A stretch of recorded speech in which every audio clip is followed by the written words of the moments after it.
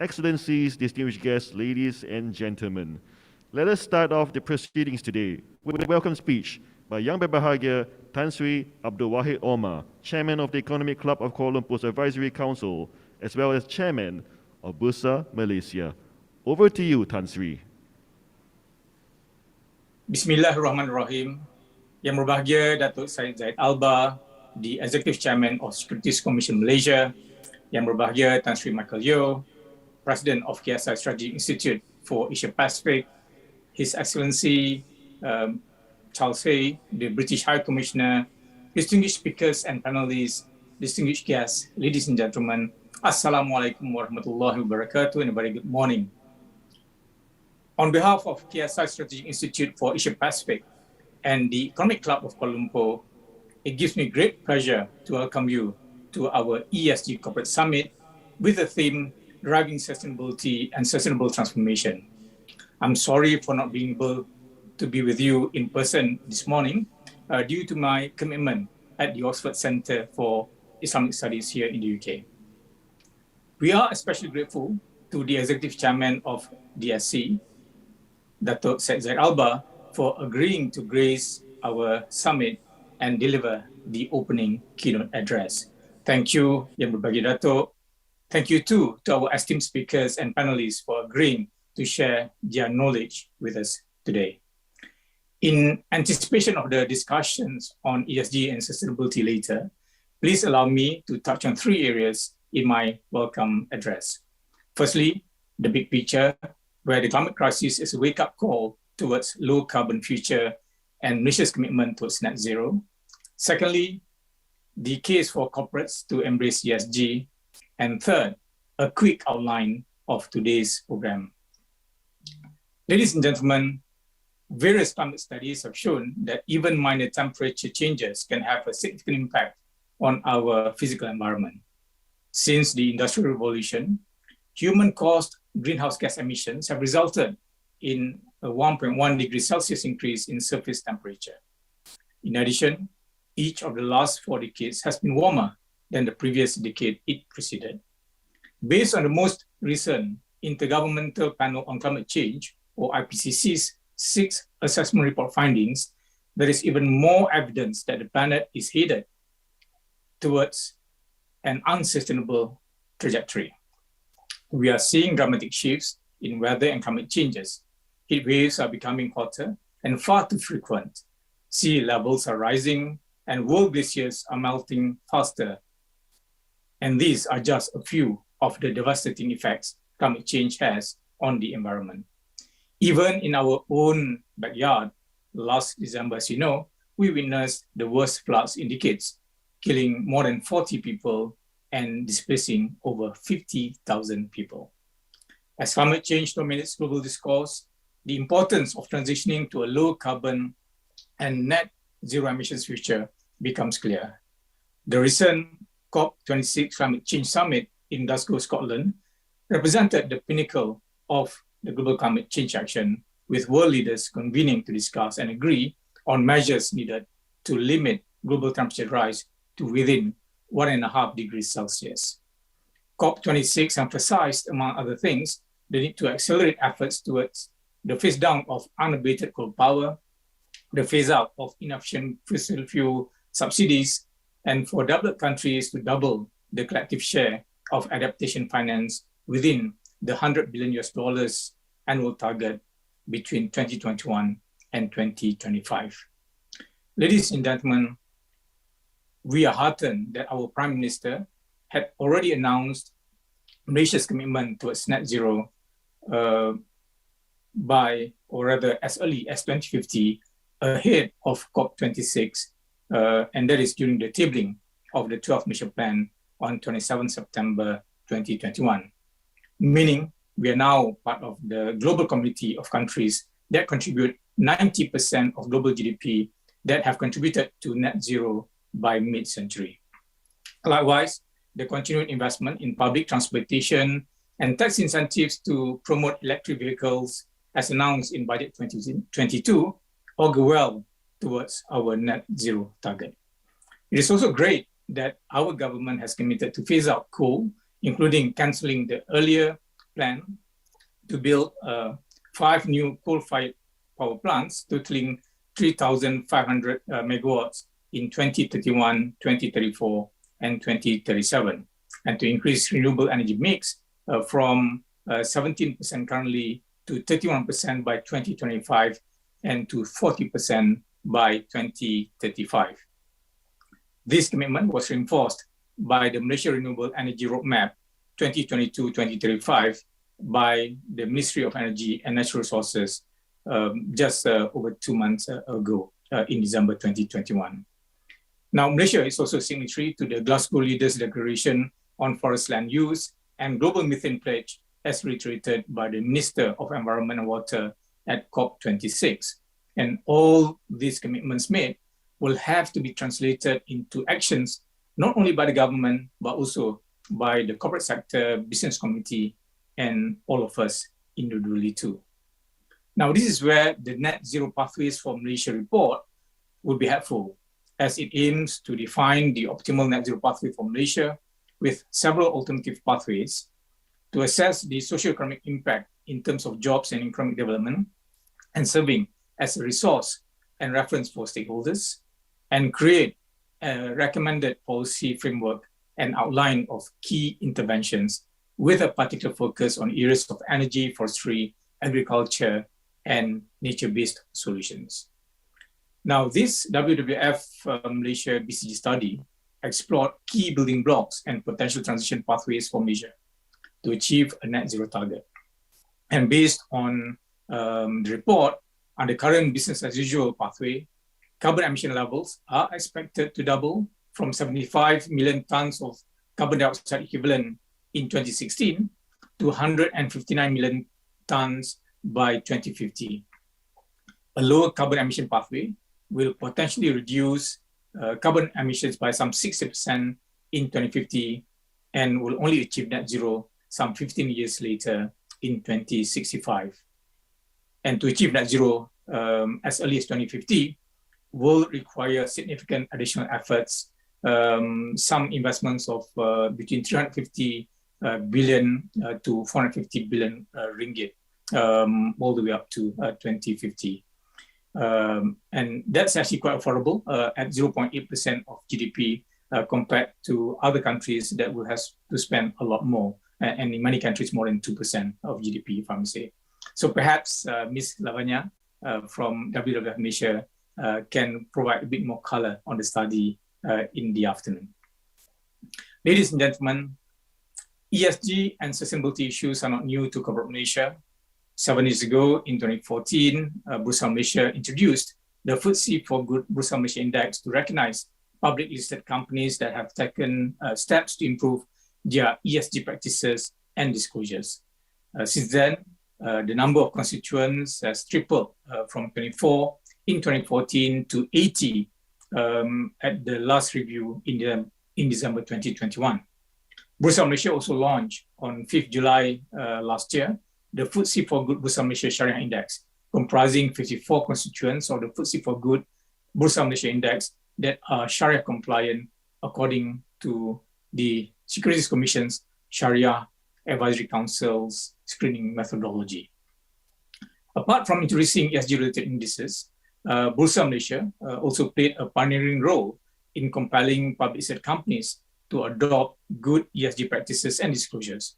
For instance, since the establishment of the Sustainability Reporting Framework back in 2015, all Malaysian public listed companies are now disclosing sustainability statements and reports annually, detailing the governance structure put in place, as well as the approach to managing their material sustainability matters, which cover an extensive range of economic, environmental, and social themes. The updated Malaysian Code on Corporate Governance 2021, issued by DSC in April 2021, introduced best practices and guidance to strengthen board oversight and the integration of sustainability considerations in the strategies and operations of companies.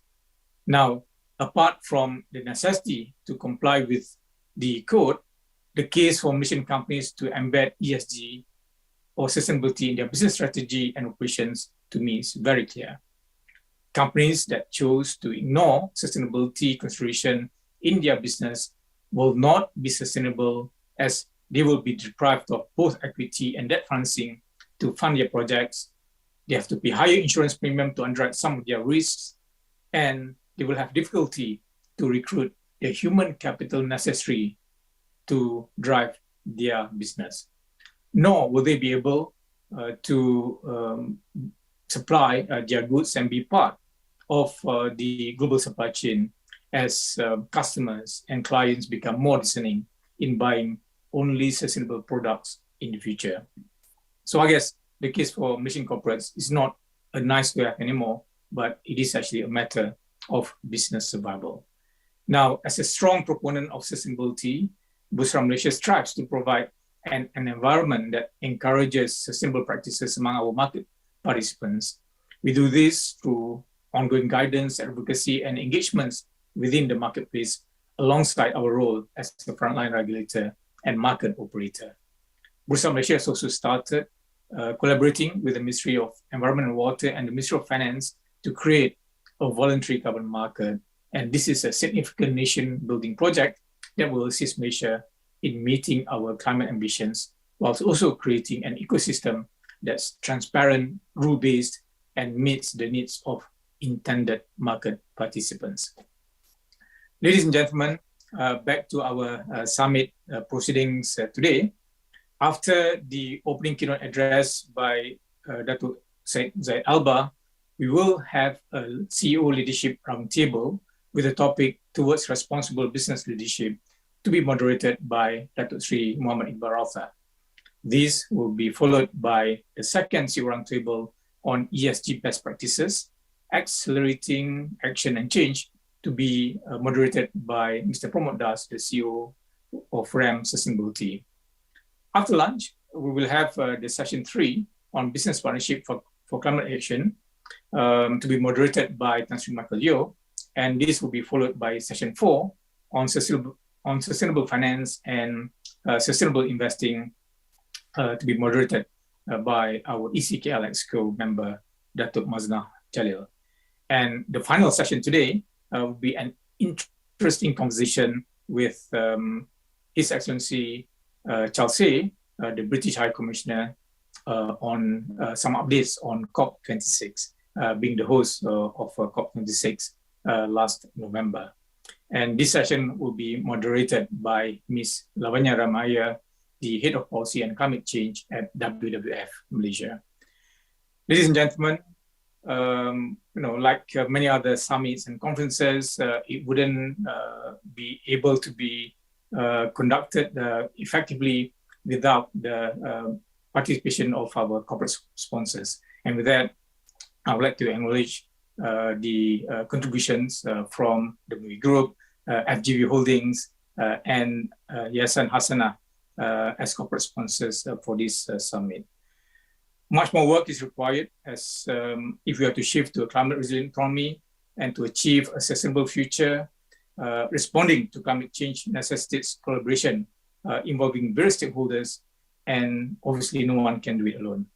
We must transition from compliance and move towards innovation. And indeed, the road ahead will not be easy, but it can be made easier if we work together and constructively. So with that, I would like to thank you for your attention, and I wish you all the best in your deliberations. And I look forward to following the proceedings, albeit from afar. So with that, thank you. Assalamualaikum warahmatullahi wabarakatuh. Thank you, Yang Berbahagia Tan Sri Abdul Wahid Omar, for presenting his welcome speech through a pre-recorded message sharing on Bursa's own initiatives to promote ESG practices among public listed companies and highlighting efforts taken elsewhere. Tan Sri Wahid is actually joining us live at the moment on Zoom. So a big thank you, Tan Sri, for joining us despite it being 1 o'clock in the UK. And we are truly appreciative of your participation with us despite the time difference. I was asked by Tan Sri to mention a correction on one of the points mentioned, that is on the construction of 4 coal-fired power plants totaling 2,800 megawatts and not totaling 3,500 megawatts, which was mentioned in the portion about Malaysia's energy roadmap. So please take note. So, Excellencies, distinguished guests, ladies and gentlemen, it is with great honor that I invite the Executive Chairman of the Securities Commission, Yang Berbahagia Datuk Syed Zaid Albar, to deliver the opening keynote address. Tan Sri Abdul Wahid Omar, Chairman of Bursa Malaysia and Advisory Council of the Economic Club of Kuala Lumpur, Tan Sri Michael Yeo, President of KSI Strategic Institute for Asia Pacific, distinguished guests, ladies and gentlemen, a very good morning to all. Thank you to the Economic Club of Kuala Lumpur and the KSI Strategic Institute for inviting me to address this ESG Corporate Summit. I'm pleased to be here today because there isn't a more globally relevant conversation right now than the quest to find viable climate solution. As an integral part of the modern economy, the corporate sector must play its role to drive transformational change with clear and achievable net zero goals in place. This year, the World Economic Forum Global Risk Perception has identified climate action failure, extreme weather, and biodiversity loss as the three most severe risks for the next decade. What many of us fail to realize is that sustainability is not about saving the planet. It is about saving mankind and our future. Thus, it is also about aiming for social equity to ensure that no one is left behind if we want to progress towards a net zero future. Thus, I appreciate today's opportunity to reflect on the progress towards supporting ESG and the significant work that is still required. We should also talk about how the corporate sector can set the tone from the top and institute best practices. This is the only way to ensure sustainability and the capacity to secure long-term value for all stakeholders. The Malaysian capital market is well positioned to facilitate sustainable economic activities and business practices. It serves as the economy's central nervous system, directing resources to growth areas and redistributing economic gains to savers. Its foundational role makes it an effective and, if I may say, an obvious platform for driving long-term sustainable change.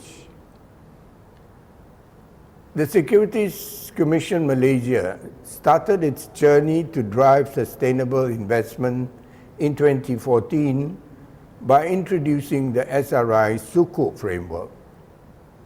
To date, a total of 8.3 billion ringgit has been issued under the SRI Sukuk framework. The funds raised were used to finance various green, social, and sustainable projects, including renewable energy, quality education, and affordable housing. We believe there are more opportunities for the capital market to help build a more inclusive and sustainable nation, and the SC is firmly committed to this cause.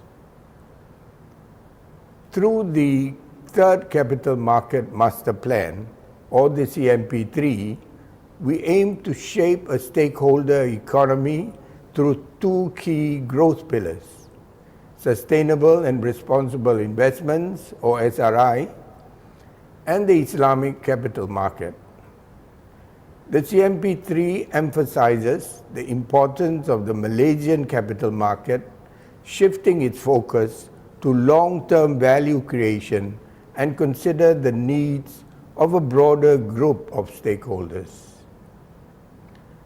The SC's aspiration for Malaysia to be a regional SRI center needs to be accompanied by strong, long corporate leadership. Far too often, ESG discussions focus on the E or S pillars. We must recognize that the G or good governance is equally important. In fact, without good governance, the E and the S may fail too. Good governance is the foundation of corporate environmental stewardship and social responsibility. We recognize that integrating a corporate culture that emphasizes sustainability begins with the company's boards and senior management. To facilitate this, we updated the Malaysian Code on Corporate Governance, MCCG, last year to strengthen board leadership and oversight of sustainability, and to meaningfully shift the needle towards reliable environmental and sustainability risk reporting. Full adoption of MCCG 2021 will require a board buy-in. The bar is rising. Companies are now assessed on how they handle environmental and social issues related to their businesses. We acknowledge that for a successful net zero transition, businesses will require significant financing to decarbonize. Towards this end, the SC is working to introduce market-based instruments to enable transition finance in Malaysia, thereby broadening financing options for companies at various stages of their sustainability journey. Ladies and gentlemen, as sustainable finance becomes more mainstream, a credible and transparent common language on sustainability is required. This addresses the risks of greenwashing. A sustainable finance taxonomy is one tool for defining what constitutes sustainable economic activities. The SC recently published a consultation paper on principle-based SRI taxonomy for the Malaysian capital market. The SRI taxonomy aims to provide a more holistic view of sustainability by establishing guiding principles on economic activities that support ESG objectives. Notably, the SRI taxonomy includes a social component to manage social risks and raise social standards.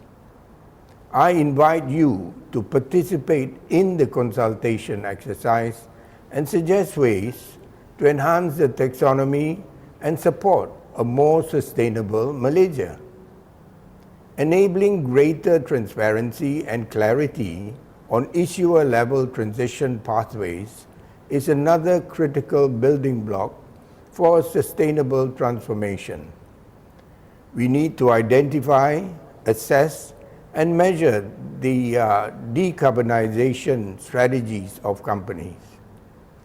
Having robust sustainability reporting standards is a good place to start.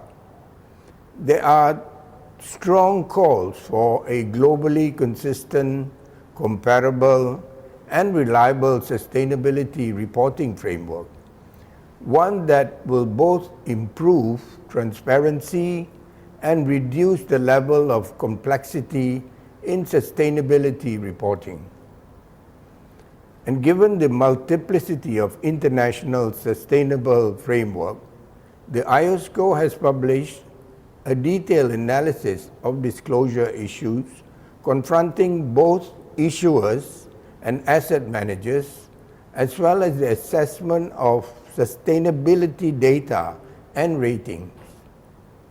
Hence, we welcome IFRS Foundation's announcement at COP26 to establish the International Sustainability Standards Board, or ISSB. As a member of the ISCO Sustainable Finance Task Force, the SC has been supportive of this effort, which is expected to advance the global standards for sustainability-related disclosures. Common standards will help meet investors' needs for globally consistent, comparable, and reliable information, while also reducing the complexity in sustainability reporting. Having a global baseline for sustainability disclosures will allow investors to allocate capital towards financing green and transition activities effectively. Given the ISSB's objective of establishing global sustainability-related disclosure standards, we should be ready to adapt. This is particularly important as investors are increasingly integrating ESG factors into their investment considerations. As such, companies must demonstrate positive sustainability performance to remain attractive to global and local investors. I have spoken about the need for issuers and intermediaries to step up their efforts in adopting sustainability. Yet, we are cognizant that the market readiness is still at a nascent stage.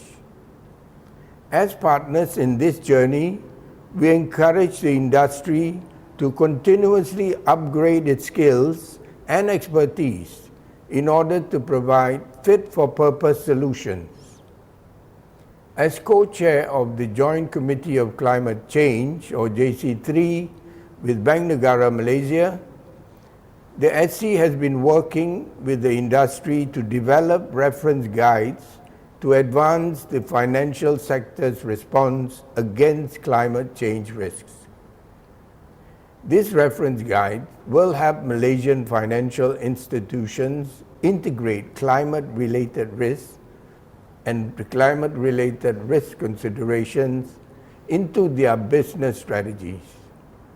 I am hopeful that these initiatives I mentioned today will lay a strong foundation for Malaysia's sustainability goals, and we welcome the government's plans to establish a national carbon market.